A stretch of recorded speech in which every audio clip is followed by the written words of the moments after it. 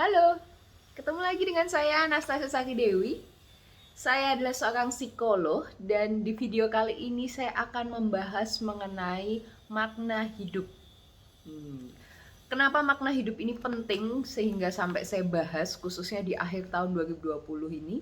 Karena makna hidup ini seringkali membuat kita menjadi termotivasi saat makna hidup kita positif atau justru bahkan demotivasi saat kita salah dalam memaknai hidup kita. Nah, dari segi psikologi saya akan membahas mengenai makna hidup salah satunya dari pandangan psikolog zaman dahulu.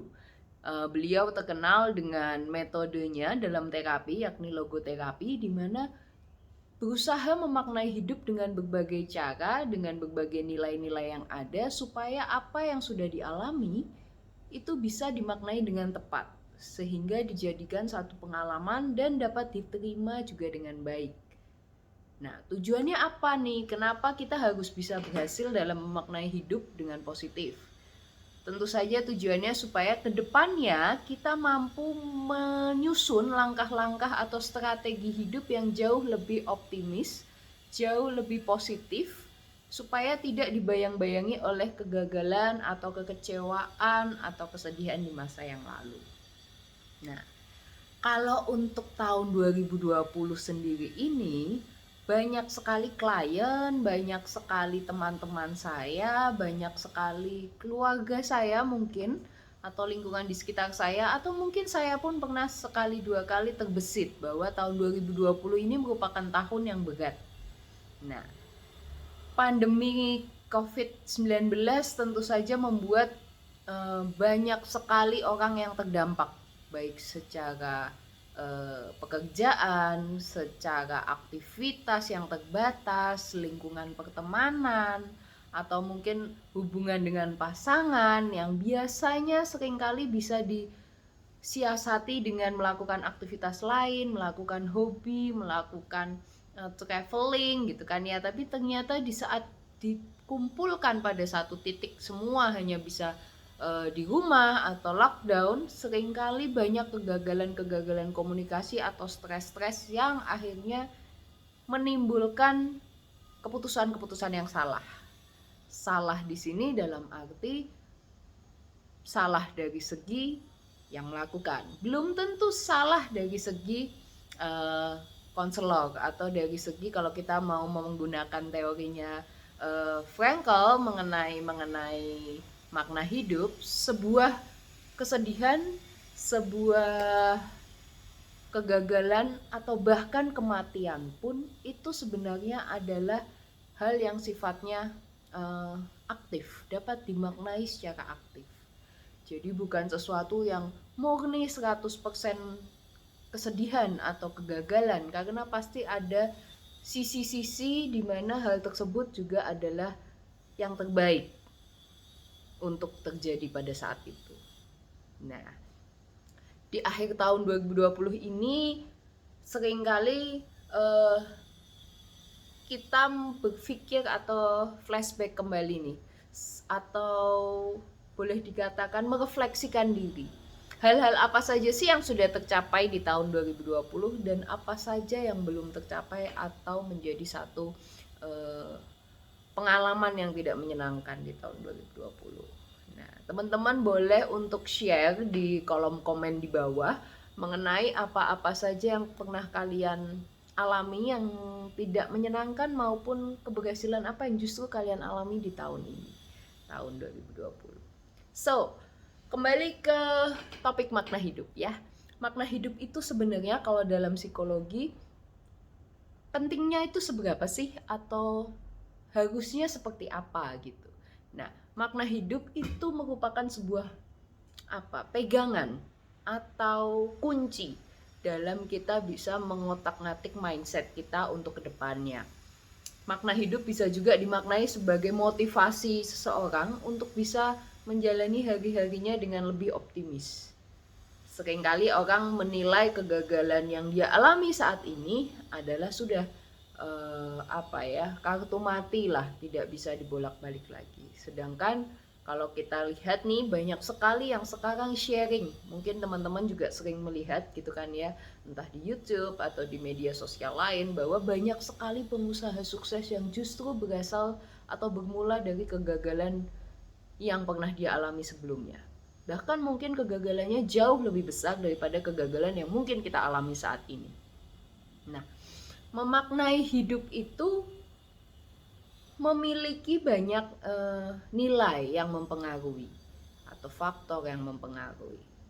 Menurut teori, antara lain dibutuhkan nilai mengenai spiritual atau spiritualisme ini dapat dikatakan agama, dapat dikatakan belief, dapat dikatakan sesuatu kepercayaan gitu kan ya, bahwa apa yang terjadi itu adalah yang terbaik untuk kalian alami saat ini. Contohnya, dalam satu sesi terapi gitu kan ya, saya mempelajari bahwa ada satu situasi di mana seseorang klien kehilangan pasangannya gitu kan, seorang bapak-bapak kehilangan istrinya, meninggal karena sakit gitu kan, dan mereka ini adalah pasangan yang selalu bersama nih kemana-mana, jadi sudah saling apa ya, benar-benar dua jadi satu dalam arti yang sesungguhnya. Jadi melakukan aktivitas bersama, pekerjaan bersama, melakukan segalanya bersama. Nah, sampai suatu ketika istrinya meninggal dan si bapak ini benar-benar drop, benar-benar secara mental dia down, sedih, depresi, bahkan sampai ingin mengakhiri hidupnya karena dia merasa sudah nggak ada lagi teman untuk dia bicara. Nah, apakah seperti itu salah atau betul? Nah, tentu sebagai orang yang tidak mengalami atau tidak berada pada posisi tersebut, kita menilai bahwa jangan dong, sayang dong, masa kamu mau bunuh diri dan lain sebagainya. Tapi tidak semudah itu untuk bisa kita sampaikan kepada orang yang sedang mengalami, karena mereka pasti akan mengatakan ya lo nggak di posisi gue, atau kamu tidak berada di sepatu saya, kamu tidak tahu apa yang sudah saya alami sejauh ini bersama dengan istri, dengan mendiang istri gitu kan ya, sampai di titik dia merasa drop. Nah, sebagai seorang konselor, sebagai seorang psikolog, seringkali kita akan menggali mengenai apa semua yang menjadi kesakitan, kesedihan, kepahitan, kekecewaan, atau mungkin penyesalan dia yang belum dia lakukan selama ini.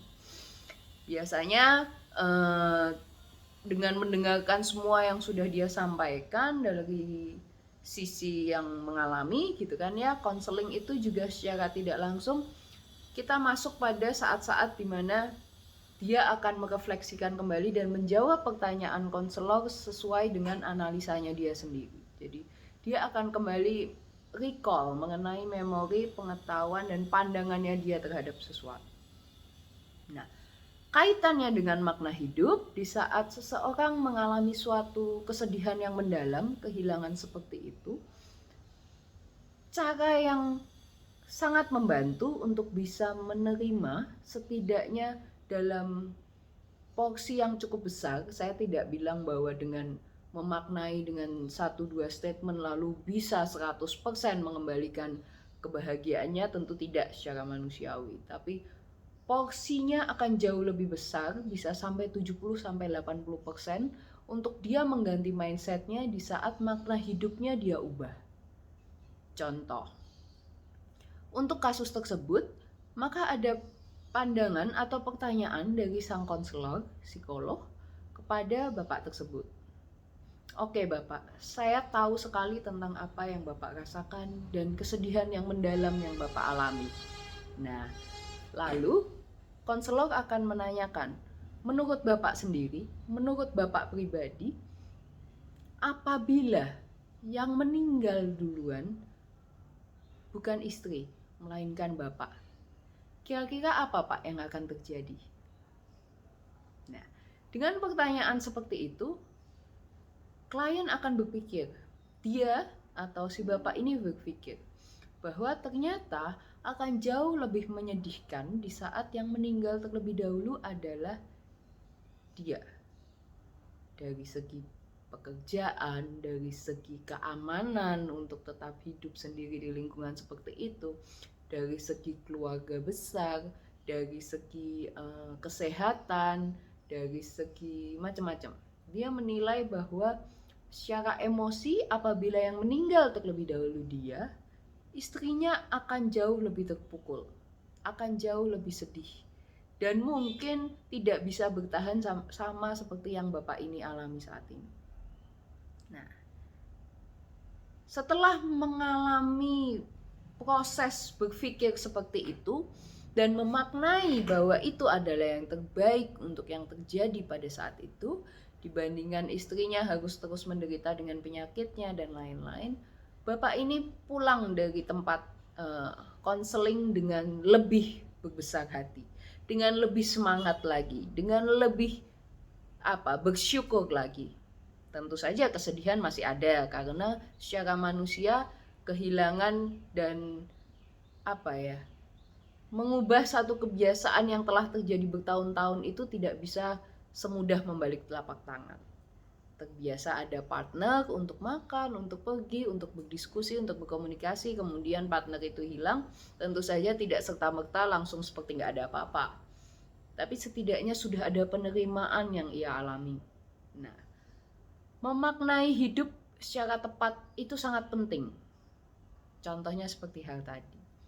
Nah, spiritualisme, nilai-nilai keyakinan bahwa itu yang terbaik gitu kan ya, membawa Tuhan mungkin kalau sangat-sangat meyakini adanya Tuhan, serta percaya bahwa apapun yang telah dia lakukan itu adalah memang kehendak yang di atas. Jadi percaya bahwa kita tidak bisa memaknai hidup hanya dari hal-hal yang buruk saja atau hal-hal yang tidak kita dapatkan, melainkan memaknai hidup dari kacamata yang jauh lebih berjarak, jauh lebih luas gitu. Contoh, saat ini Anda berpikir hidup saya gagal karena saya tidak mendapatkan pekerjaan impian saya. Atau mungkin saat ini hidup saya gagal karena bisnis saya tidak seperti bisnisnya orang lain. Atau saat ini Anda merasa gagal karena Anda tidak berhasil mendapatkan uang sebanyak orang lain gitu. Nah, Anda lupa untuk berpikir bahwa dalam memaknai hidup kita bisa melihat dari sisi lain, seperti contoh kesehatan yang saat ini masih Anda miliki. Dengan Anda satu hari meskipun tidak punya pekerjaan, tapi Anda masih hidup sehat. Di mana ada orang lain yang punya pekerjaan dan penghasilan besar, tapi karena dia sakit, dia harus mengeluarkan uang yang banyak dalam satu hari, dalam satu minggu, satu bulan, satu tahun. Ada seorang pengangguran yang selama 1 tahun masih bisa makan, masih sehat, dan dia tidak keluar uang untuk berobat. Ada juga orang yang punya uang banyak sekali, tapi dalam 1 tahun dia juga mengeluarkan uang yang banyak sekali. Bahkan dia juga mengalami banyak sekali penderitaan secara batin, secara pikiran, karena dia mengalami sakit. Nah, itu pun orang yang sedang sakit, banyak yang mampu memaknai penyakitnya dengan optimis, bahwa itu adalah rencana yang terbaik. Bahwa dia mungkin harus beristirahat sebentar, dengan dia sakit, dia menjalin hubungan lagi dengan keluarganya, bonding lagi dengan keluarganya, dia didekatkan lagi dengan Tuhan. Ada banyak orang yang mengalami itu. Jadi makna hidup itu tergantung dari pikiran dan pengalaman orang masing-masing. Nah, contohnya seperti yang Bapak tadi alami. Istrinya pergi, istrinya meninggal, kemudian dia mengubah cara pikirnya dan itu berdampak besar sama dirinya. Seorang pengangguran menilai bahwa dia masih diberikan rezeki kesehatan, di mana itu kalau dinominalkan juga besar, itu dia menjadi semakin bersyukur. Makna hidup bukan berarti orang menjadi pasif. Oke, karena gue udah dikasih kesehatan, jadi gue gak perlu nih terlalu banyak atau terlalu ngoyo dalam bekerja atau mencari kerja. No, jadi saat orang sudah mengalami makna hidup yang positif atas apa yang ia miliki saat ini, dia juga perlu menyusun strateginya ke depan. Nah, fokus pada kelebihan dan kekurangannya dia. Dengan dia mensyukuri apa yang menjadi kelebihannya, dia akan mampu untuk mengembangkan apalagi ya yang lalu harus saya kembangkan, saya pelajari, kurangnya saya di mana, kelebihan saya di mana. Oke, jadi saya harus belajar di sini, saya harus bekerja sama dengan orang yang seperti ini supaya saling menambel satu sama lain. Nah, kemudian juga perlu disadari bahwa untuk mencapai makna hidup yang terus konsisten positif, kita perlu melihat bahwa saat ini Anda sudah berproses, tidak ada yang stuck, sama sekali stuck nol di satu titik tuh enggak. Anda bisa lihat, oh mungkin dulu saya nggak ngerti ini, sekarang saya ngerti ini, ke depan saya pengen ngerti ini. Oh dulu saya nggak bisa dan nggak pernah nyoba A, tapi sekarang saya bahkan sudah bisa A dan B. Oke, kedepannya saya akan belajar dan menguasai C, D, E. Gitu. Jadi jangan hanya melihat bahwa, aduh saya belum bisa sampai Z nih, saat orang lain sudah hampir sampai ke Z, sudah Y, sudah X, kenapa saya masih di C? Kenapa saya masih di B gitu? Anda lupa kalau Anda dulu A loh. Jadi karena dulu Anda A dan sekarang Anda sudah B dan sudah C, Anda harus mengapresiasi hal tersebut. Anda maknai supaya Anda tuh terus berproses agar bisa terus sampai ke titik Z. Nah, dengan mengapresiasi diri, memaknai diri secara lebih positif, kita juga akan lebih memiliki self-love terhadap diri kita. Self-love untuk bisa menyadari bahwa kita ini juga berharga. Seringkali kita lupa, kita bisa nih nguatin orang, kita bisa menghibur orang di saat orang gagal, di saat orang kehilangan, di saat orang mungkin kesulitan gitu. Tapi di saat kita sendiri sedang kesulitan, sedang gagal gitu, kita lupa mengapresiasi hal-hal baik dari diri kita. Nah, jadi make sure untuk memaknai hidup kamu ini dengan tepat. 2020 saya yakin tidak semuanya mengalami kesulitan. Mungkin ada orang-orang yang justru mengalami berkat di tahun 2020. Orang-orang yang secara digital mungkin jadi dikenal gitu kan ya, secara media sosial mendapat rezeki dari situ. Nah, padahal sebelumnya dia mungkin sudah mengalami titik-titik terberat dalam hidupnya, sudah mencoba berkali-kali dan gagal, tapi ternyata rezekinya dia di situ. Jadi cukup untuk bisa menerima bahwa itu adalah berkatnya dia. Anda punya berkat lain, mendapatkan hal lain, dan silahkan Anda menyiapkan diri sampai nanti ada momen yang tepat Anda akan mendapatkan satu yang Anda inginkan. Jadi Anda memaknai tahun 2020, Anda belajar banyak hal, bahkan kesabaran itu adalah suatu pembelajaran. Belajar sabar itu adalah materi belajar yang sangat sulit. Lebih sulit dari menghafal, lebih sulit dari menghitung, lebih sulit dari tampil, lebih sulit dari menggambar gitu kan ya. Bahwa sabar itu adalah pelajaran yang paling sulit. Jadi make sure untuk tetap memaknai hidup dengan baik gitu, dan menilai bahwa hidup ini bukanlah suatu ancaman yang mengerikan yang Anda harus terus-menerus setengah mati disakiti. Anda juga terus melihatnya dari segi-segi yang menyedihkan, yang penuh kesakitan, penuh kepedihan, penuh ujian, bukan. Karena hidup ini adalah kesempatan, jadi make sure untuk melakukan hal-hal terbaik. Perhatikan output dari Anda, apa yang Anda hasilkan dari diri Anda. Jadi itu yang mungkin bisa saya bagikan terkait makna hidup. Makna hidup yang awalnya dibahas oleh seorang psikolog Viktor Frankl. Kemudian dalam perjalanannya saya seringkali berjumpa dengan klien, dengan teman-teman di sekitar kita, di sekitar saya, dan saya juga sering menilai bahwa banyak orang yang sudah berhasil memaknai hidupnya dan sukses dengan mindset tersebut. Tapi ada juga banyak orang yang sebenarnya kalau kita lihat dia punya banyak berkat, banyak keberuntungan gitu, tapi karena dia memaknai hidupnya dengan salah, sehingga itu membuatnya terbeban sendiri. Saat orang memaknai hidupnya dengan salah, dia terbeban sendiri untuk bisa maju ke depan. So Sekian, sampai ketemu di video selanjutnya. Jangan lupa untuk membagikan makna hidup apa yang kalian dapatkan di tahun 2020 atau pengalaman-pengalaman kalian sebelum-sebelumnya boleh. Karena itu akan berguna untuk teman-teman yang lain yang mungkin belum menyadari makna hidup. Ini tuh makna hidup A ini tuh ternyata penting ya. Makna hidup ini tuh ternyata bisa dimaknai seperti ini. Jadi thank you so much. Thank you so much. Sampai ketemu di video selanjutnya. Bye bye.